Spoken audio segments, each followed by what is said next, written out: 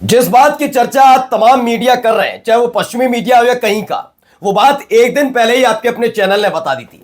हमने कहा था कि ओमान के मस्कट में जो ईरान का प्रतिनिधि मंडल और अमेरिका का प्रतिनिधि मंडल डील के लिए बैठा था, वो डील खटाई में पड़ चुकी है। अब कोई बातचीत नहीं होने जा रही और अब उसके पुख्ता सबूत भी सबसे पहले आपका अपना चैनल लेकर आ रहा है। हमने जो बात एक दिन पहले कही थी, आज पूरी दुनिया यही कह रही है कि हाँ, अब डील पर कोई बातचीत नहीं होगी। अब जो ताजा सबूत है वो जरा देखिएगा। आमना सामना हो गया है। अमेरिका ने उस युद्धपोत पर अपने तमाम बड़े अधिकारियों को भेजा।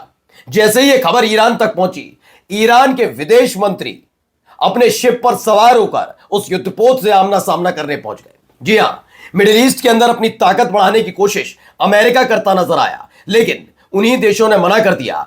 एक नहीं, दो नहीं, आप अपने 100 जेट हमारे यहां उतार दीजिए, क्योंकि आपका हमारे देश के अंदर बना हुआ है मिलिट्री बेस, लेकिन यहां से एक भी जेट उड़ान नहीं भरेगा ईरान पर हमले के लिए। काफी कुछ घटनाक्रम घटे हैं उस डील के बाद, जिस डील को ऐतिहासिक बता रही थी दुनिया, उनकी मीडिया। लेकिन हमने पहले ही कहा था यह कुछ नहीं होने जा रहा, और अब आमने सामने की टक्कर हो गई। विदेश मंत्री अब्बास अरागाची एक शिप पर सवार होकर उन्हीं अधिकारियों को चुनौती देने युद्धपोत तक पहुंचे।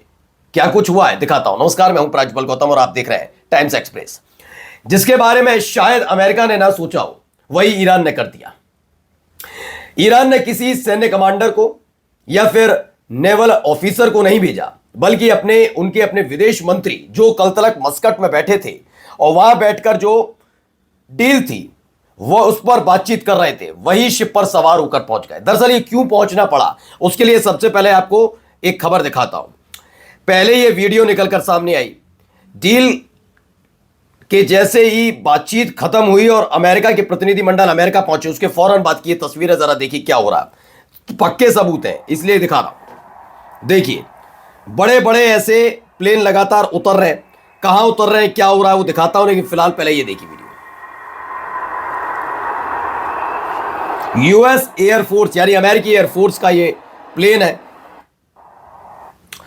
तो दावा क्या है इसे लेकर, मिडिल ईस्ट में अमेरिकी सैन्य हलचल तेज है। अब तक 112, जी हां 112, 112 अमेरिकी वायुसेना के C-17 सैन्य विमान मिडिल ईस्ट पहुंच चुके हैं या रास्ते में।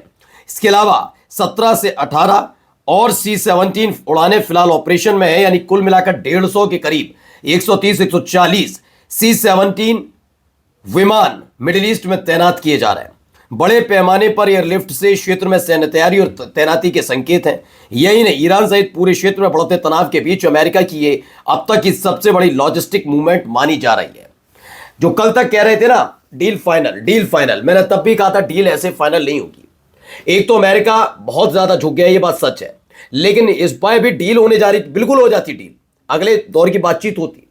लेकिन हुआ यह कि ईरान के अंदर जो कुछ घटनाक्रम उसी डील के वक्त जब बैठक हो रही थी घटी है, उसने ईरान का पारा चढ़ा दिया। हालत यह हो गई कि अमेरिका को संदेश ईरान के विदेश मंत्री ने ईरान आते ही दे दिया।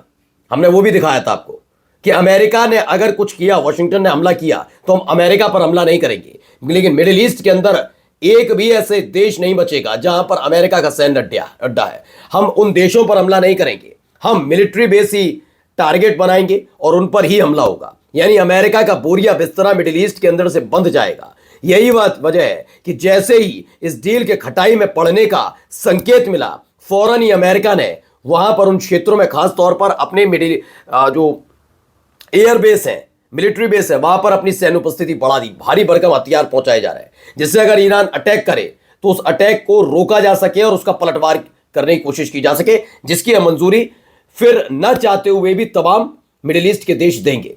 मानकर चलिए कतर के अल-उदैद एयरबेस पर ईरान ने अटैक किया, तो ईरान के अटैक को न केवल रोकने की कोशिश अमेरिकी सैनिक करेंगे अल-उदैद एयरबेस पर, बल्कि जवाब भी देंगे और फिर कतर कुछ नहीं कहेगा। यह आपसी मसला मान लिया जाएगा। यह करने की कोशिश की जा रही है। डरा हुआ तो है अमेरिका। यह देखिए एक और वीडियो, जरा ये वीडियो भी गौर से देखिए। कौन सा प्लेन है, कौन सा जेट है, जरा दिखाता हूं, पहले देखिए वीडियो।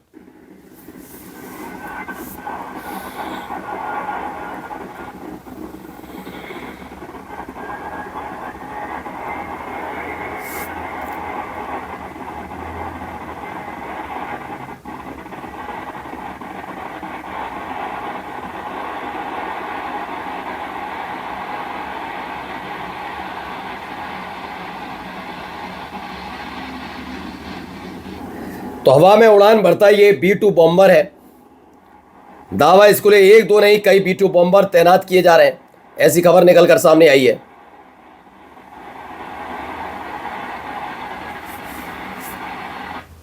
तो खबर क्या है? खबर है कि अमेरिकी वायुसेना ने B-52 स्ट्रेटेजिक बॉम्बर कतर के अल उदीद एयरबेस पर लैंड कर चुके हैं।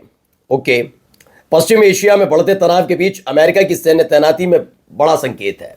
सोचिए, आपके चैनल ने पहले ही बताया था, मैंने बार बार आपसे कह रहा था कि नहीं हो पाएगी ये वार्ता की वजह यह है कि अमेरिका इस डील के साथ साथ एक बड़ा खेल करने की बहुत तेजी में है। वो बहुत कुछ चाहता है। इस डील के पीछे की कहानी अमेरिका की साख है खुद की।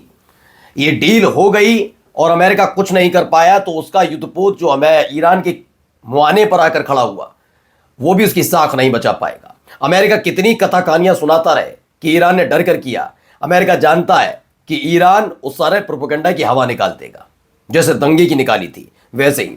चलिए अगली खबर, जरा यहां पर देखिए, यहां क्या हो गया, आमना सामना हुआ। क्या है जरा देखिए, ये युद्धपोत है, अमेरिकी युद्धपोत।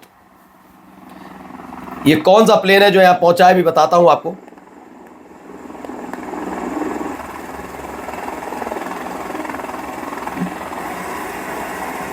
ये देखिए कौन कौन वहां पर पहुंचा है।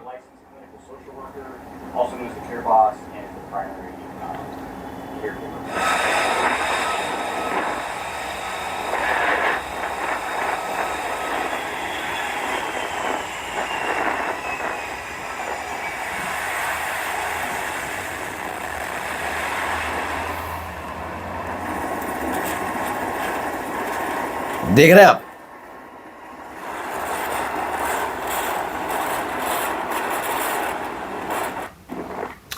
तो शनिवार को यानी कि कल यूएस सेंट्रल कमांड के कमांडर हैं एडमिरल ब्रैड कूपर। कौन कौन पहुंचे?